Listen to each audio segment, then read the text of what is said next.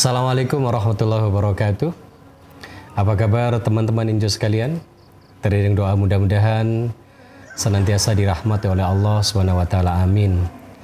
Teman-teman Injo yang berbahagia, sembari menemani sahur teman-teman sekalian, alangkah baiknya kalau sambil bersahur, sambil mendengarkan jawaban dari pertanyaan-pertanyaan teman Injo yang masuk.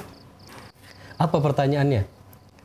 Apa hukumnya seorang muslim yang berpuasa namun masih bertukar pesan sayang kepada lawan jenis yang belum halal untuknya, bahkan bertemu berdua buka puasa bersama? Subhanallah, pertanyaan yang luar biasa dan mungkin ini lazim terjadi di kalangan milenial, anak-anak muda masa kini. Namun perlu kita fahami bersama teman-teman sekalian bahwa yang membatalkan puasa itu ada dua. Satu, memang batal secara fisik atau secara hisi, di mana kita makan dan minum dengan sengaja. Itu batal secara fisik, di mana konsekuensinya dia harus membayar puasanya. Dia statusnya berhutang. Kalau sengaja ada konsekuensi lebih, di mana dalam sebuah hadis, misalnya dia membayar 1000 hari pun sebenarnya tidak cukup untuk membayarnya. Itu batal secara fisik, di mana dia makan dan minum dengan sengaja. Berat ya teman-teman? Nah, ada batal yang kedua, atau dalam istilah lain, mukhfid, rusak nilai keberpuasaan seseorang ketika dia tidak menyadari kalau dia telah melakukan sesuatu yang tidak dibenarkan oleh Quran dan hadis. Dalam sebuah riwayat Nabi mengatakan, rubba shaimin laisa lahu illal ju'. Banyak orang yang berpuasa, dia tidak mendapatkan apapun dalam berpuasanya kecuali lapar dan dahaga. Artinya nilai berpuasanya itu rusak. Ada rusak sama sekali, ada memang berkurang pahalanya. Tergantung besar kecilnya pelanggaran tersebut. Nah, maka tentu pesan sayang-sayangan dengan lawan jenis yang belum halal atau yang bukan mahramnya, tentu ini gerbang atau pintu untuk melakukan sebuah kemaksiatan yang memang sangat-sangat keji dan tidak boleh dilakukan oleh seorang muslim dan muslimah. Lalu kemudian meningkat kepada katakanlah makan berdua, ya walaupun di situ banyak orang, tapi kan orang nggak peduli itu siapa, apakah sudah menikah atau belum, apakah kemudian orang-orang itu peduli, tentu tidak. Maka ketika itu terjadi, maka sama dengan khulwat atau menyepi. Padahal Rasulullah SAW bersabda, la yakhluwanna ar-rajulu bimra'atin illa salisuhu masyaitan. Tidaklah sungguh menyepi seorang laki-laki dan perempuan yang bukan mahramnya kecuali yang mempertigai adalah syaitan.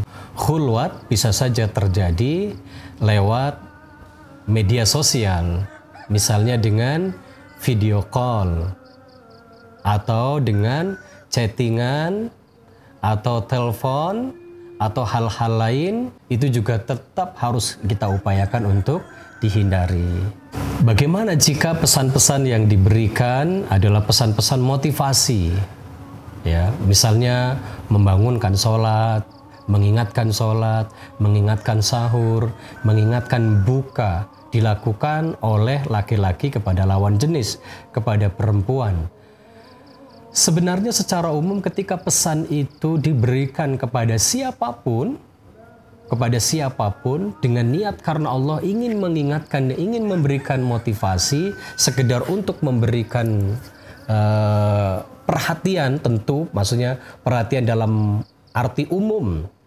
Gitu. Misalnya ini ada kawan-kawan yang memang di komunitasnya ditokohkan ya kan, apakah sebagai ketua Karang Taruna ketua muda-mudi misalnya, lalu kemudian memberikan motivasi, mengingatkan kepada teman-temannya untuk berbuka, untuk bersahur, untuk sholat dan lain sebagainya, is okay, itu jariyah, itu pahala. Tetapi jika kemudian dilakukan oleh seorang laki-laki kepada seorang perempuan tertentu dengan ada maksud-maksud dalam tanda kutip memberikan perhatian, ya, nah ini tentu juga ini celah di mana kemudian iblis akan masuk, ya kan?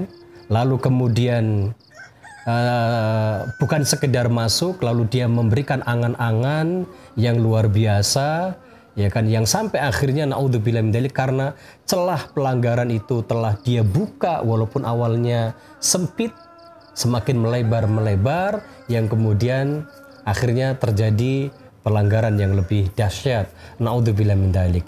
Maka teman-teman injo sekalian, kita sebagai seorang muslim tentu harus berupaya bagaimana menjaga nilai keberpuasan kita, bukan sekedar batal secara fisik, misalnya makan dan minum dengan sengaja, tetapi juga kita harus berupaya untuk menghindari perbuatan-perbuatan yang melanggar aturan Quran dan hadis sekecil apapun.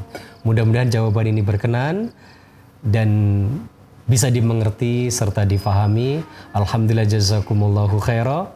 Assalamualaikum warahmatullahi wabarakatuh.